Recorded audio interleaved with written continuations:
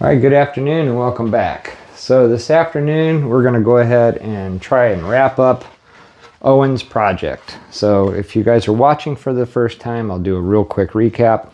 This is Owen's from Circle of Tone. This is his vintage Lotus, and he sent it to me to do a little tiny rebuild on it, and I took it all apart and wet sanded it and polished it.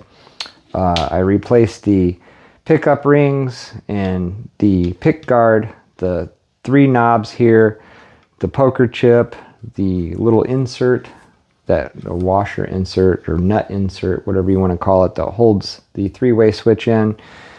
I put a kill switch in it, and I also wired it up with the kill switch. So I got that all done.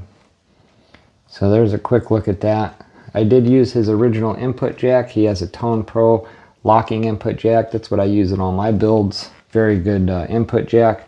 I ended up reusing 3 of his 4 pots, which is good because one of them was bad. I also got to save his capacitor, so I'll show you guys that here in a second. We'll get you down here and we'll check out that wiring. But what I did to save his capacitors was I took pushback wire and I soldered the leads because they were cut really short. So I soldered them on there and then put a little piece of, shrink tubing on it. So I'll send that one back to him because I only ended up needing one of them, but I did save his vintage capacitors there. I was not able to use the plastics for the back that I got with the pickup rings and the pick guard because the mounting holes that are in this particular guitar are much larger than Epiphone or Gibson. So we ended up just going to have to reuse the cream ones. And that don't matter because you don't see the back at the same time that you see the front anyhow. So I did reuse his Switchcraft 3-way switch, and he had some issues with it and he thought it might be the pickups, but it just had a bad soldering joint here on the ground. So we went and fixed that up and touched up the solder on the rest of them just to make sure. And again, he has the Burns cap or Burns pots in here, and there's the wiring. The white is actually the ground, so I just wanted to point that out, that I did not wire that wrong. On his particular pickups, he said that the white is the ground. But so we got the master tone here, and you got your bridge volume, your neck volume, and here is the kill switch. And the way I wired this in was I just went ahead and wired them to each side of the input jack. There's other ways you can do it by going from one pot to another to kill all the signal and everything, but that's the way I chose to do it. So we got all the wiring done in it, and I think it looks pretty good. I did use a pushback wire for all the grounds to jump back and forth between the 3 pots.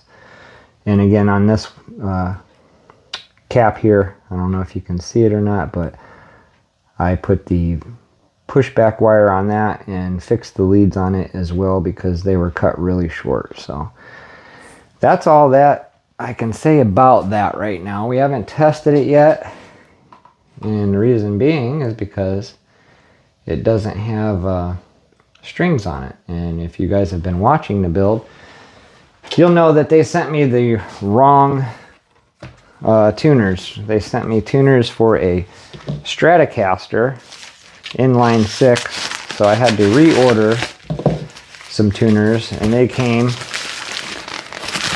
And I haven't been doing too much because I smashed my thumb really bad. Tomorrow I gotta go to a specialist. I've been wearing this stupid brace. I took it off because I tried 3 times to do a video, and I can't do it with that thing on there. It's really hard to function with it, but I'm not supposed to bend my thumb. But I gotta do a little something. So we're gonna go ahead and put the tuners on it. These are the tuners that I ended up getting for it. Hopefully they're decent tuners. I didn't want to buy really cheap ones, but I didn't want to buy really expensive ones either at that note. So I read some reviews on what do you get if you're not buying Klusons or Grovers, and the reviews on these were pretty good. The packaging on it is quite nice. So here they are. These are 3x3, hopefully, locking tuners. So we're going to go ahead and get those installed. So I guess I'll just go ahead and pause this real quick and get them on, because you're not going to want to watch me fight around with that with my thumb for 15 minutes or whatever it takes. So hold on one second. Okay, so we got the tuners on. So let's go ahead and take a look at that. I also forgot to mention that I did put a truss rod cover on it because it was missing that. And again, we wet sanded the whole thing and polished it out. But I think those tuners look really good, and they're a lot nicer than the first set I ordered. And again, like I said, I wasn't trying to buy the most expensive ones, but I didn't want to put cheap ones on it either. So if you guys are interested in these, I will put the link to the eBay listing in the description below where I purchased these. They were only about 40 bucks to the door, maybe a smidgen more or whatever, but really nice tuners, and they're not $100 some like the Grovers or the Klusons. So now what we got to do is get the strings on it so we can make sure it stays in tune. So what we're going to use is the SIT Stay in Tune David Crispa Ramstein strings that he requested to put on it. So let's go ahead and pause this video for a second while I go ahead and throw these on, and I'll save a couple for the end to show you how I string it up. Even though it has locking tuners, I still like to wire these the way I always do. So just hold on one second. Okay, so due to the OxyContins that the prescriptions that they have me on right now, my memory is a little cloudy, so we'll do one more recap on this when we're all done, because there's a couple things I forgot to mention.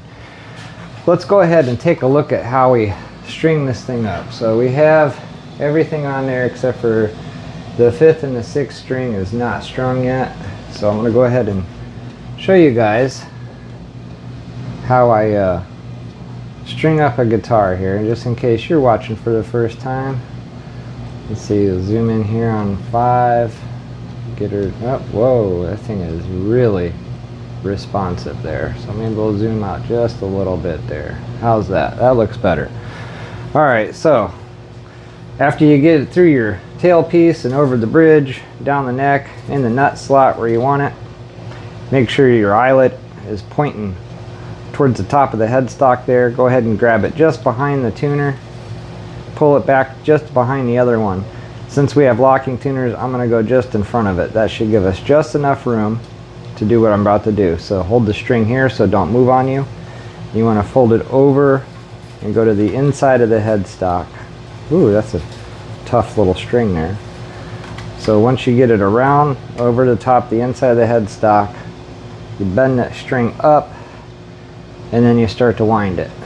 And then when you wind it, you just got to make sure that this string goes underneath of the one coming out. And then when it comes back around and underneath, you got your first one that you did over to the top of the tuner to the inside of the headstock going over the string, and then this one comes down underneath of it and it bear hugs it. And then once you do that, you can go ahead and tighten your locker, but this is a way you do it for if you don't have a locking tuner. So then you just nip it off. Now on this one, just do the same thing, only you're going to go from here back to the tuner, then go ahead and hold the string and come around to the inside of the headstock, up and over, if I can get it to do it. Boy, it's being stubborn today. That's a thick string. And bend it up, and then wind her in. Make sure it goes underneath of this one coming out, and it will naturally just fall in place and go underneath of the string there, just like you see there. So that's it. If you don't have a locking tuner, that's all you got to do to lock the string in place. And give it a little snip. Go ahead and tighten that locker up. Just like that. So now let's go ahead and I'll take you guys back to to where I was so I can show you a few things. Well, I guess I'll just show you right here.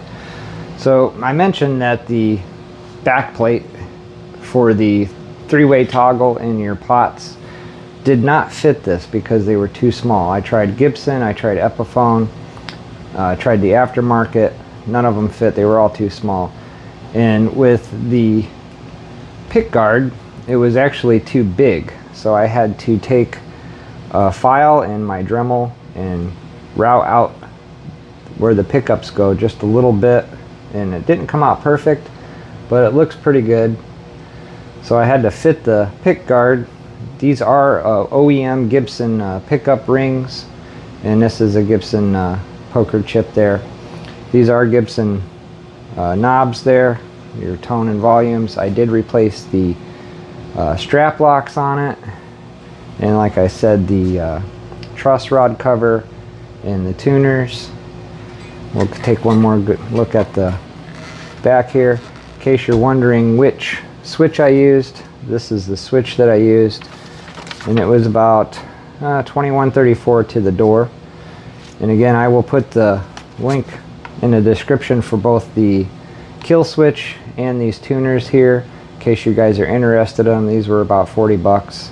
So they weren't 100 like most are if you're buying the high-end ones, but they weren't real cheap either. So I just wanted to go ahead and cover that because I'd forgot to tell you guys about that not fitting and the strap locks that I'd replaced. So I'm going to go ahead and put you guys back up here, and we'll take one more look at the guitar before it goes, because I'll be packing that up to send back to Owen.